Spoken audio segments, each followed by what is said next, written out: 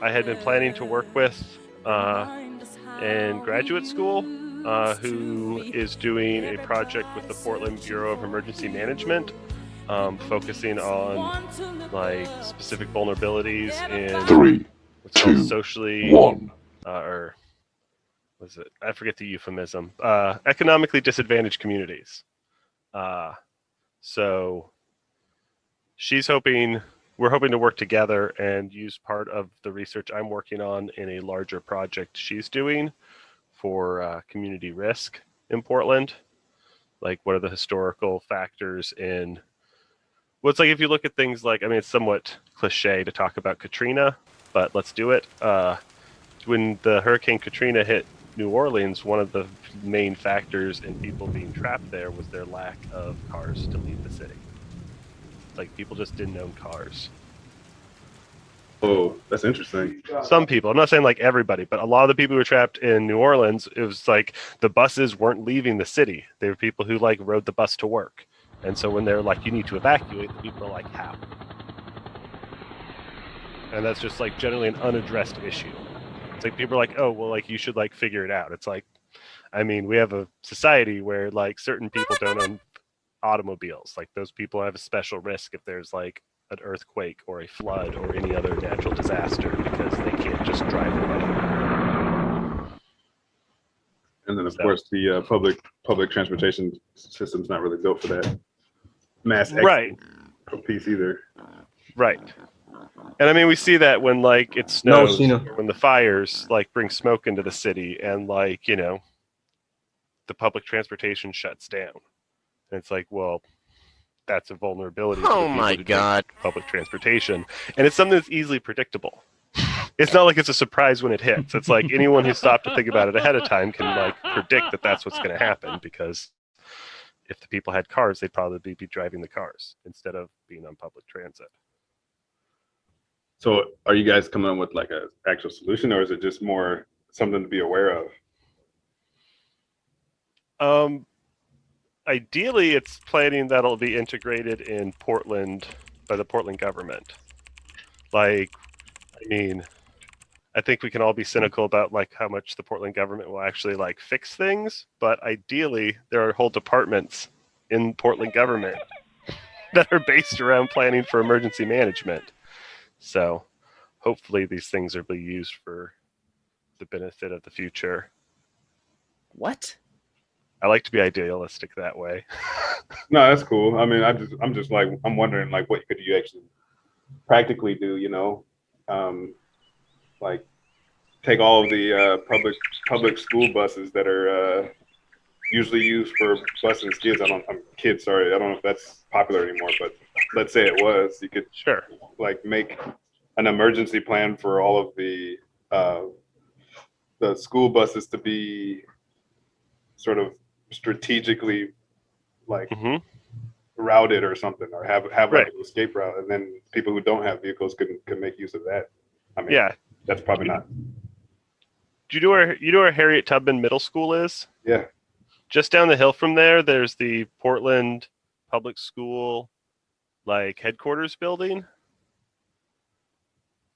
Okay, yeah. Kind of ugly pink building. Yep, I know exactly what you're talking about. Yeah. And then right under those interchanges next to there, I mean, there used to be, I haven't been by there in probably half a decade, but there used to be a bunch of cars parked.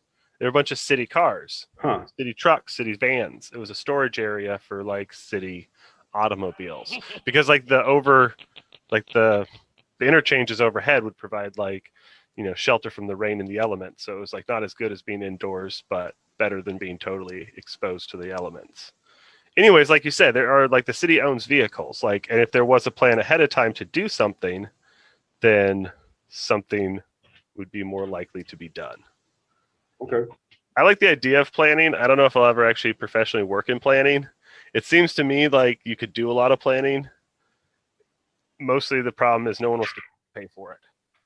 No one wants to pay to like have stuff safe ahead of time. Everyone wants to wait for there to be an accident and then be like, oh, there's nothing we could have done. As they walk away with the cash that could have been spent on safety, regulations and such.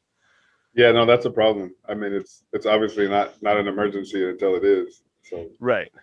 But yeah, I mean, it's the same thing as like, I don't know if you go to East Portland much, but like there's no infrastructure in East Portland. Like the sidewalks are like occasional in East, like once you get east of 82nd, like there are occasionally sidewalks. There's occasionally crosswalks, but it's like there's whole neighborhoods where, I mean, children just play in the street in the most literal of senses.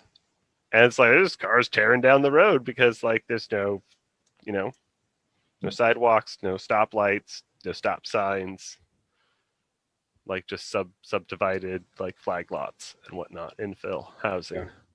Yeah, we're gonna have to do something about that, along with all the roads, the terrible roads, man, and the potholes. And then if you get further, they get even worse. Right, and it's in certain neighborhoods. It's like you don't see a bunch of potholes downtown. It's like certain neighborhoods, the roads get upkept. Yeah. That's bad. That's real bad because 42nd and Killingsworth. Sorry, 42nd. MLK and Killingsworth, the police station right there. The North Portland precinct. Yeah, that there was like, man, it didn't matter what time of day I was driving. Oh my God! Like, I didn't know any police officers. Like, they were just. It felt like at that time they were like out to get this. I'm talking the 90s and early 2000s. Yeah. Like they're just like out to get you, whether it's to get you a ticket or just pull you over for general purposes. Yeah, that's why they changed that.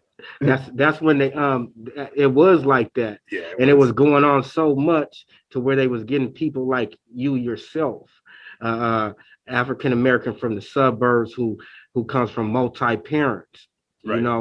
And then they who doesn't commit crimes. Right. So they were stereotyping even people like that to the point where, the NAACP got involved and made it so they couldn't just pull over people of color like that. So that's why you see that went down. There was a lot of aggressive prosecution of the Portland Black Panther chapter. I didn't know that. Yeah, there's a book I can loan you. I'm using it as a source. I think it's just called The Portland Black Panthers by someone Burke and somebody else. I don't have it at hand at the moment. But yeah, no, there was a chapter over on Williams and Russell, the Fred Hampton Medical Clinic, one of the only Black Panther medical clinics that had a dentist office attached to it. Whoa. But yeah, the Portland Panthers were a small, outspoken, and ultimately, marginalized group that like doesn't get a lot of talk. But yeah, I can loan you the book. They totally forgot about all the real Panthers. What about all the other ones that just been riding away? The last one just died, but there's been plenty along the years that they haven't given any credit to. They just let us forget about. Yeah, actually, it's true. I mean, it's something that's just been kind of dying out, and whatever. I think times changed, but yeah, but they got us to this point. Right. No, they did. They did do a lot of work, and that's the funny thing. Like the standard answer, like if you were to ask any red-blooded American, and I mean white people. Oh, the blue-blooded Americans, you mean? Yeah. But if you ask most Americans, they would say Black Panthers. Oh yeah, terrorist organization. And you're like, wait. So they opened community centers, educated their own, like had the breakfast and lunch program, free breakfast and lunch programs. Do you understand the inherent politics involved in setting up a crossing guard? Like it's such a small act, but it's like literally like they said like you need to put in like a stoplight here, and the city said no, there's not going to be a stoplight, and so like people went out and said stop traffic. That's an inherent. The teacher who's like got to be in his 50s. He's this older guy. He's I want to say Polynesian, an islander guy, but he's like an older guy. Reminds me like my uncle's pretty like laid back, and he's just like it's important for you guys to remember like you're not paranoid. This system is set up to keep people like you out. Interesting. And it was just like, that's just how it is. Like, this is not being conspiratorial about it. This is history. Right. This is how it is. Yeah, that's the piece that is sort of missing, and it's not obvious. Like, it's not obvious today, even though there's like a kind of a small minority of people kind of screaming this stuff. But walking around like regular society, you wouldn't see it. And speaking of school, that's why.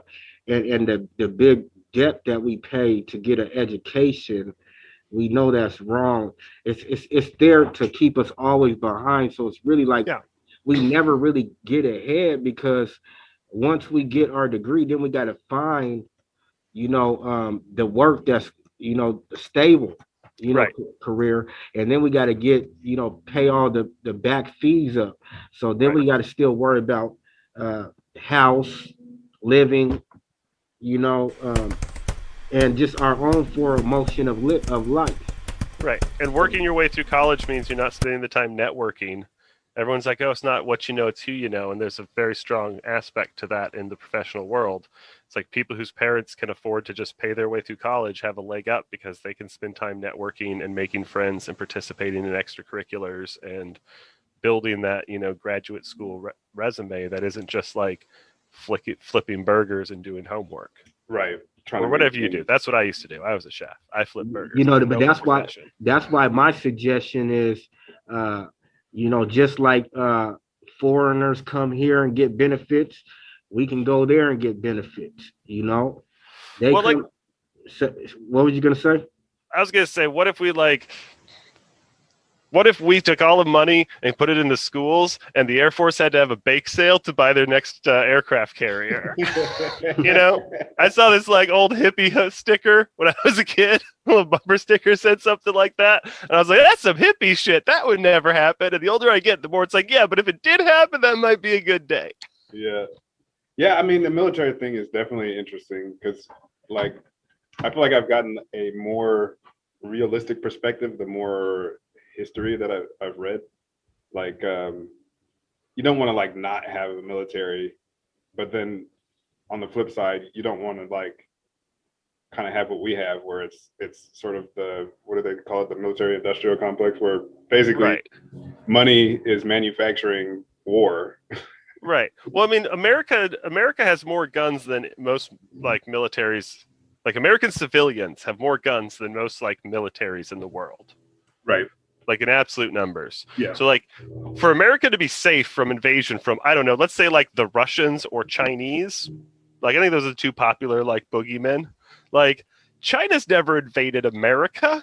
True. China's never invaded anything near America. China invaded Tibet because China sits next to Tibet and they've been invading each other for like a while. Right. It's No, this that's thing true. they do. It's like us invading Mexico and being like, hey, California and Utah are ours now.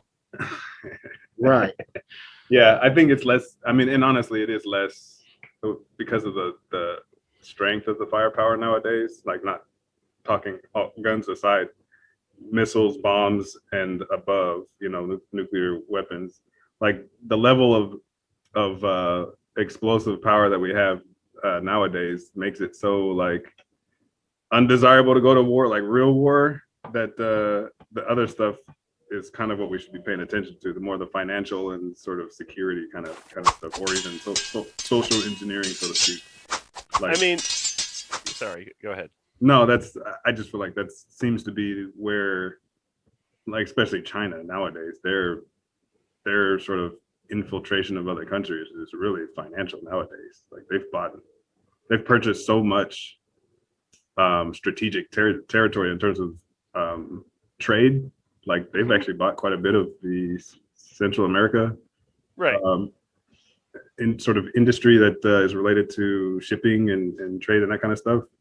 And then they've done the same thing in quite a bit of the African continent. Like it's kind of intimidating to see. Like if you actually start digging.